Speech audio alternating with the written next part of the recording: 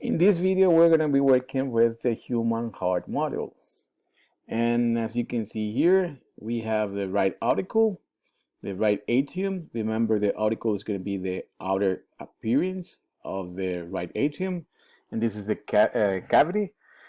Left atrium, left auricle, pulmonary trunk, and the arteries. The fossa ovalis, which is the inward communication between auricles or between atria, the right pulmonary vein and the left pulmonary vein as well. Trabecular carne, remember the appearance, muscular appearance on the inner walls of the ventricles. The ascending aorta, bicuspid valve, mitral is the AV valve between the left atrium and the left ventricle. The brachiocephalic trunk, which is one of the branches of the aorta. The common carotid artery, which is another branch of the aorta. The left subclavian artery, which is another main branch of the aorta. The arch of the aorta, of the transversal segment. The tricuspid valve, which is the AV valve located between the right atrium and the right ventricle. Descending aorta, the chorda tendineae in order to pull the valves, the papillary muscle in order to pull these chorda tendineae, the left ventricle, the right ventricle, the superior vena cava, the pulmonary semilunar valve located between the right ventricle and the pulmonary trunk, the aortic semilunar valve located between the left ventricle and the aorta, the ligamentum arteriosum, the base of the heart, the apex of the heart, and the interventricular septum. Here we have the aorta, and we have the ascending part, the arch, and the descending part. And we have the three main branches, the brachiocephalic trunk or artery, the left common carotid artery, and the left subclavian artery. We have the superior vena cava, which is arriving into the right atrium, and the right auricle is going to be the outer part, which is emulating an ear dog ear, sorry. And this one is going to be the right coronary artery, which is the main or first branch of the aorta, the right coronary artery. Here we have the right ventricle, and here we have the right atrium. Here we have the left ventricle, and between them we have these blood vessels, coronary arteries and veins. Then we have the left auricle here, which is the outer appearance of the left atrium, which is the cavity. Then we have, arriving into the left atrium, we have the left pulmonary vein, and we have the right pulmonary vein on the other side. And we have here the pulmonary trunk, and then the left pulmonary artery and the right pulmonary artery. Attaching these two great vessels, these two great arteries, we have the ligamentum arteriosum, and this is the apex of the heart, and this is the base of the heart. This is the same view of the heart, which is anterior, but we are taking off the covering for the heart. We can see here the base, here the cavity, which is the right atrium, and these are the vena cava, the superior vena cava arriving into the right atrium. We have the semilunar pulmonary valve, which is located between the right ventricle and the pulmonary trunk. We have here the valve located, AV valve located between the right atrium and the right ventricle, which is a tricuspid valve. These strings are the chorda tendineae, and we have here this muscle, it's pulling this chorda tendineae. It's the papillary muscle, and this cavity is called the right ventricle. Here we have the left ventricle. These are the chorda tendineae, and these AV valves of the mitral valve or bicuspid. You can see here two cusps, and this is the AV canal, the auriculoventricular canal, and here we have the cavity, the left atrium, and we have here the holes to they're going to be arriving here, 4 holes to arrive the pulmonary veins. Again, we have here the pulmonary trunk, and then the left pulmonary artery and the right pulmonary artery, the ligamentum arteriosum, and here we have the aorta with the 3 branches. It's going to be the brachiocephalic trunk or artery, the common carotid artery here. And here, this one on the right, it's going to be the on the left, sorry, it's going to be the left subclavian artery. This is the same view for the model of the heart. Here we have the main pacemaker of the heart, which is a sinoatrial node or SA node. Here's the cavity. We have the right atrium. Here's draining the superior vena cava, and here's draining the inferior vena cava. And here's going to be the hole for draining of the sinus. Here we have the pulmonary trunk. Remember, we're going to have here the left pulmonary artery and the right pulmonary artery.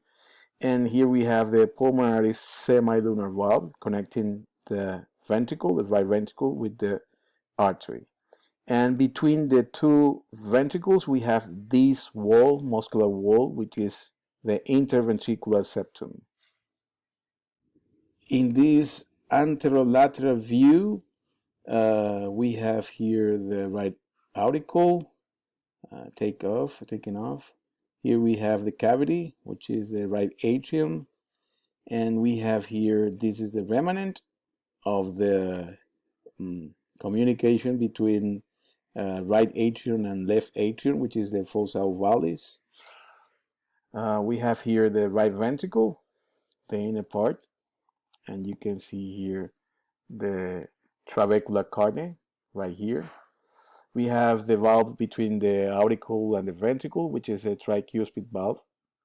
And between the ventricle and the pulmonary trunk, we have the pulmonary semilunar valve, the pulmonary trunk, and the aorta. This is another anterolateral view, but this one is going to be focusing on the left side. We have the ligamentum arteriosum, which is connective tissue connecting the aorta with the pulmonary trunk. This is the ascending aorta. This is the aorta arch. And remember, you have the brachiocephalic trunk here. You have the common carotid artery, and you have the left subclavian artery. And here you can see the left atrium, and we have draining here the pulmonary veins. These 2 are left, and we have 2 more from the right side. We have between the left atrium and the left ventricle, we have the bicuspid or mitral valve, and this is the chorda tendineae, and here we have the muscle pulling the chorda tendineae in order to open your bicuspid or mitral valve, and this is the left ventricle. In this drawing, we can then check again the 4 chambers: right atrium, right ventricle, left ventricle, and left atrium. And we can check the 4 great vessels. We can check the pulmonary trunk with the 2 arteries, pulmonary artery, left and right. We have the aorta, which is the main artery in our body. We have the vena cava, superior and inferior. And finally, we have the pulmonary veins, 2 from the right side and 2 from the left side. Another anterior view, this time with inner details such as the epicardium, which is the outer layer, the outermost layer, which is the visceral pericardium as well.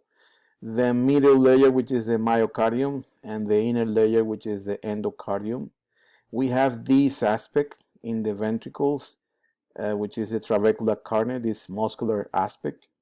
We have the valves located between the superior cavities and inferior cavities. These are the AV valves, or atrioventricular valves. On the left side, we have the mitral or bicuspid. You can see here it has two cusps. And here we have the tricuspid valve between the right atrium and the right ventricle. You can see here the semilunar valves regarding this one, which is a pulmonary semilunar valve located between the right ventricle and the pulmonary trunk. For the heart dissection, we're going to try to identify the same structures. It's going to be for the cadaveric model. Here we have the anterior view of the heart. Here we have the pulmonary trunk. You can see here the division. These are the coronary vessels. Then we have the right ventricle and the left ventricle. Here you can see this part is the base, and you can see here the apex as well. Here you can see here the base, the posterior view of the base, and you can see here the base, the apex. In this view, you can identify the right atrium. Remember the outer appearance of the dog ear. This is the cavity, the right atrium. This is the auricle. Then you have this part is the right ventricle. This is the left ventricle. And dividing these two ventricles, we have the anterior interventricular sulcus with the coronary vessels here. Here we have the apex. Here we have the left auricle. And this is the pulmonary trunk, which is emerging from the right ventricle, and we have the aorta, which is emerging from the left ventricle. If you have to guess, can you guess this view? You can see here an auricle, you can see here the ventricle, you can see here the interventricular sulcus here, you can see here the aorta, and you can see here the pulmonary trunk. Then this is the anterior view of the heart. Anterior view of the heart. Remember the anatomical position of the patient. This is the left auricle. This is the right auricle, right ventricle, the interventricular sulcus with the coronary vessels, and this is the left ventricle. In a parasagittal, or maybe in a coronal section or dissection or plane, we're going to have here, this is going to be the aortic, and it's going to be the aortic semilunar valve. This is going to be the mitral valve. This is going to be the chorda tendineae, and these are the muscle pulling the chorda tendineae, which is the papillary muscle. You can see here, this is wider than this one. Then this should be the left ventricle. Then it's a posterior view. And this is a trabecular carne. This is a muscular appearance of the ventricles wall. And this is a right ventricle right here, right ventricle. Some of the details, you can see here the interventricular septum here. You can see here the wall of the left ventricle. You can see here the outermost layer is the epicardium, which is a visceral pericardium. This wide part, it's going to be the myocardium, which is thick in the left ventricle. And this inner layer is going to be the endocardium. This muscular appearance of the ventricle is the trabecular carne. And here you can see the chorda tendineae pulling the AV valves. And these are the papillary muscle, this one here and this one here.